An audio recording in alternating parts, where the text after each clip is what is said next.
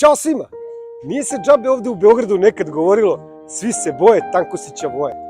Vojvoda Tankosić je nekad ovde u Beogradu stekao toliko popularnost da su počeli čak i da štampaju razglednice sa njegovim likom ili sa slikama njegove čete.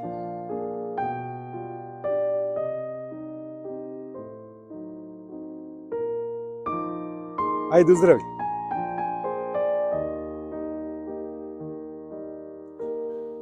Živeo je bojemskim životom i voleo pići žene.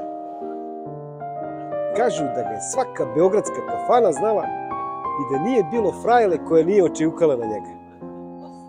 Ali ipak, nikad se nije oženio. Govorio je da do groba venčan za svoju Srbiju.